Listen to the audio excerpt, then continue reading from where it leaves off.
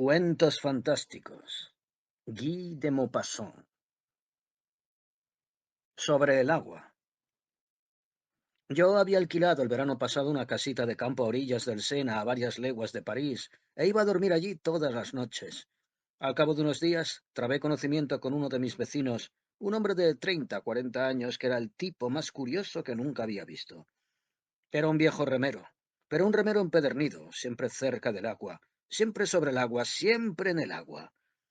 Debía de haber nacido en un bote, y seguramente morirá en la remadura final. Una tarde que paseábamos a orillas del Sena, le pedí que me contara algunas anécdotas de su vida náutica. De inmediato mi buen hombre se animó, se transfiguró, se volvió elocuente, casi poeta.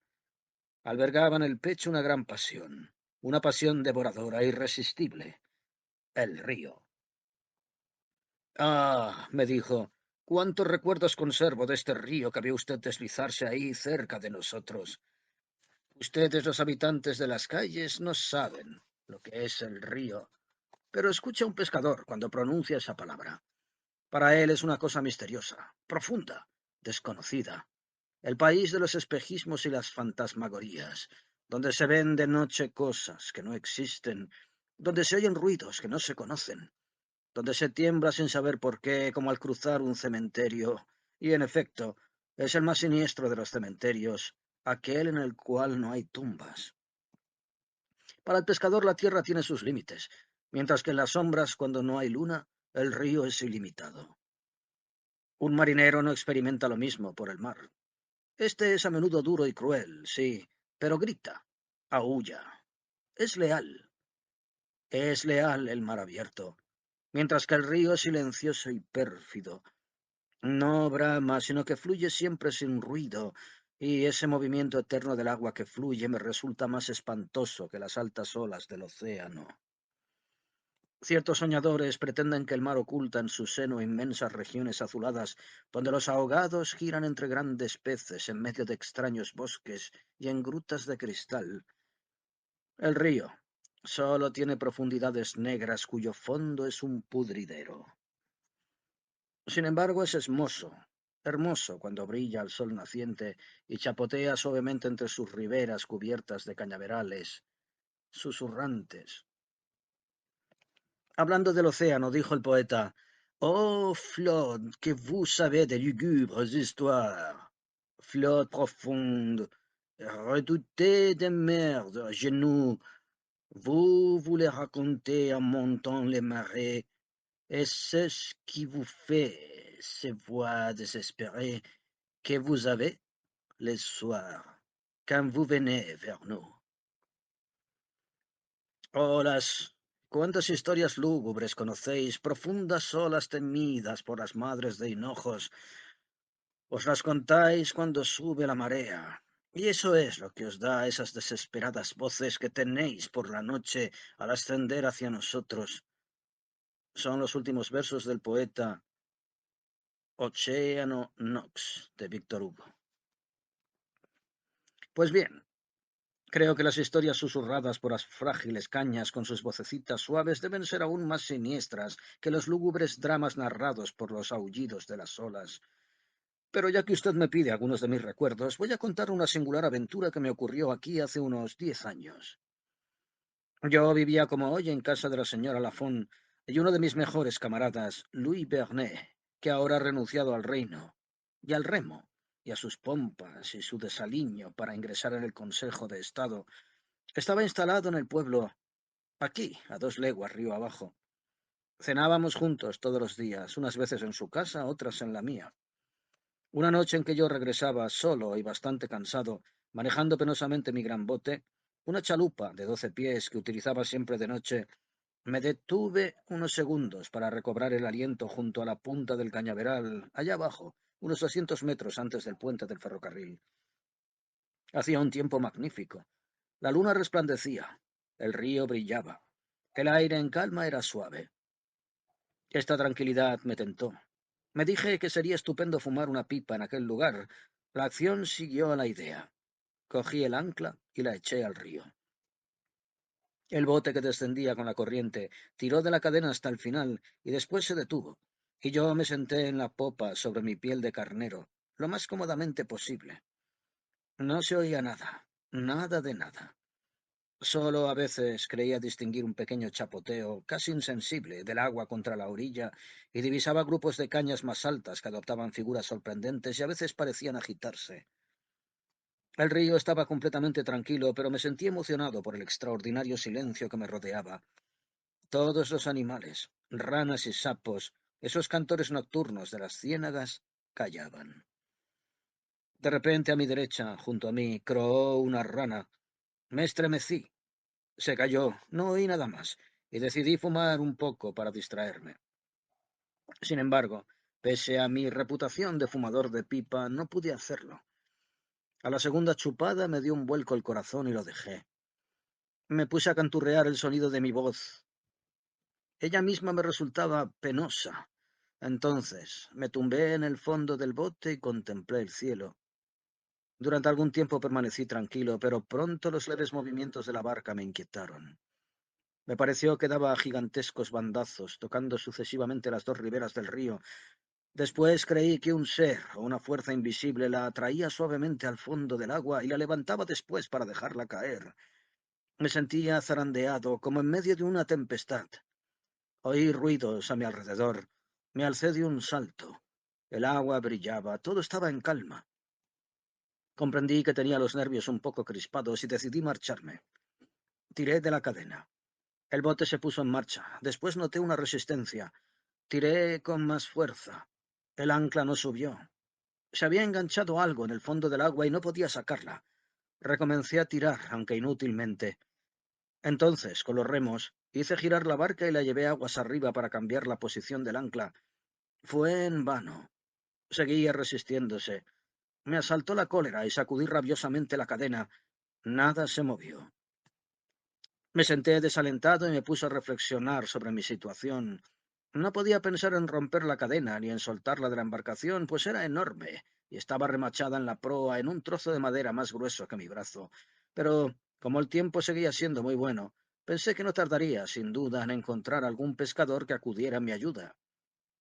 El contratiempo me había tranquilizado. Me senté y pude por fin fumar la pipa. Tenía una botella de ron. Bebí 2 o 3 vasos y mi situación me hizo reír. Hacía mucho calor, de modo que, como último recurso, podía sin grandes problemas pasar la noche al raso. De pronto sonó un golpecito contra la borda. Me sobresalté y un sudor frío me heló de pies a cabeza. El ruido procedía sin duda de algún pedazo de madera arrastrado por la corriente, pero había bastado para que me sintiera invadido de nuevo por una extraña agitación nerviosa. Agarré la cadena y me embaré en un esfuerzo desesperado. El ancla resistió. Volví a sentarme agotado. Entretanto, el río se había ido cubriendo poco a poco de una niebla blanca muy espesa que reptaba casi a flor de agua, de modo que al levantarme ya no veía el río, ni mis pies, ni mi barca, sino que distinguía solamente las puntas de las cañas. Y además, más lejos, la llanura empalidecida por la luz de la luna, con grandes manchas negras que ascendían hacia el cielo, formadas por grupos de álamos de Italia. Yo estaba como sepultado hasta la cintura en una sábana de algodón de singular blancura, y me asaltaban ideas fantásticas. Me figuraba que alguien intentaba subir a mi barca, que yo ya no podía distinguir, y que el río oculto por aquella niebla opaca debía de estar lleno de seres extraños que nadaban a mi alrededor. Experimentaba un horrible malestar. Sentía las sienes oprimidas. Mi corazón latía hasta sofocarme. Y perdiendo la cabeza pensé en escapar a nado, pero inmediatamente después la idea me hizo estremecer de espanto. Me vi perdido, yendo a la aventura en aquella bruma espesa, debatiéndome entre las hierbas y las cañas que no podría eludir, bramando de miedo, sin ver la ribera, sin encontrar mi barca, y me parecía que alguien me arrastraría por los pies al fondo de aquella agua negra. En efecto, como hubiera tenido que remontar la corriente por lo menos 5 metros antes de encontrar un punto libre de hierbas y de juncos en el que pudiese hacer pie, tenía 9 probabilidades entre 10 de no saber orientarme en la niebla y de ahogarme, por buen nadador que fuese. Intenté ser razonable. Mi voluntad estaba muy resuelta a no tener miedo, pero había en mí otra cosa que mi voluntad, y esa cosa tenía miedo. Me pregunté qué podía temer. Mi yo valeroso se burló de mí, y de mi yo cobarde, y jamás comprendí tan bien como ese día la oposición entre los dos seres que en nosotros hay, uno que quiere, otro que se resiste, y cada uno de los cuales triunfa por turno. Aquel pavor estúpido e inexplicable seguía creciendo y se convertía en terror. Yo permanecía inmóvil, con los ojos abiertos, los oídos aguzados y a la espera. ¿De qué? No sabía nada, pero debía de ser algo terrible.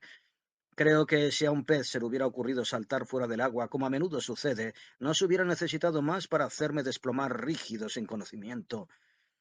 Sin embargo, mediante un violento esfuerzo acabé por recobrar más o menos la razón que se me escapaba. Cogí de nuevo la botella de ron y bebí a grandes tragos. Entonces se me ocurrió una idea, y empecé a gritar con todas mis fuerzas, volviéndome sucesivamente hacia los 4 puntos del horizonte. Cuando mi gaznate se quedó absolutamente paralizado, escuché un perro que aullaba muy lejos. Bebí un poco más y me tendí cuán largo era en el fondo de la barca. Me quedé así quizás 1 hora, quizás 2, sin dormir, con los ojos abiertos, con pesadillas a mi alrededor.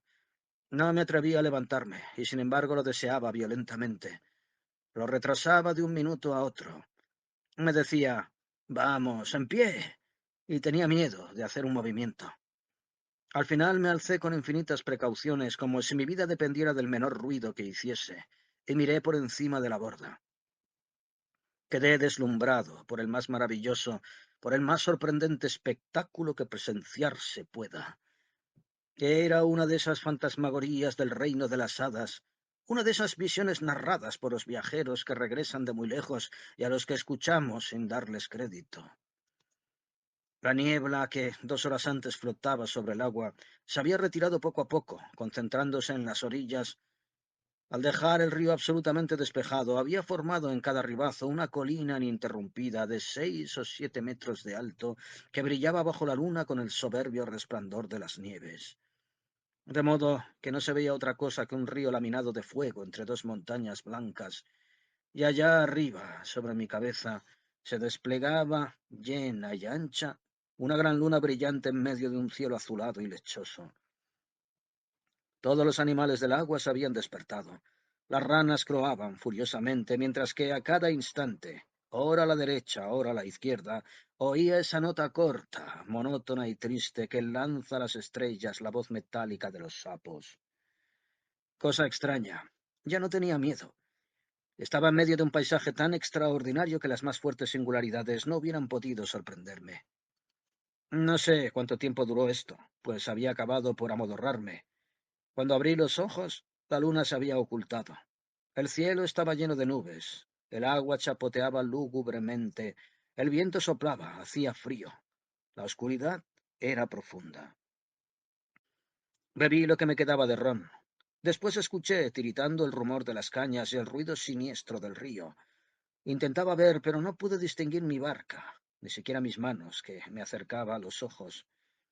Poco a poco, sin embargo, disminuyó el espesor de la negrura. De pronto creí sentir una sombra que se deslizaba muy cerca de mí. Lancé un grito. Una voz respondió. Era un pescador. Lo llamé. Se acercó y le conté mi contratiempo. Pegó la borda de su barca a la mía, y ambos tiramos de la cadena. El ancla no se movía. Llegaba el día, sombrío, gris, lluvioso, glacial, una de esas jornadas que os traen tristezas y desdichas. Distinguí otra barca. Le dimos voces. El hombre que la tripulaba unió sus esfuerzos a los nuestros. Entonces, poco a poco, el ancla cedió.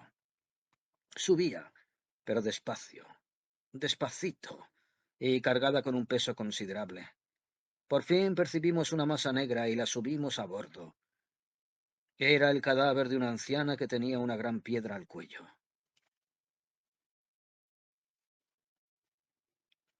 Sur l'eau, le bulletin français, 10 de marzo de 1876.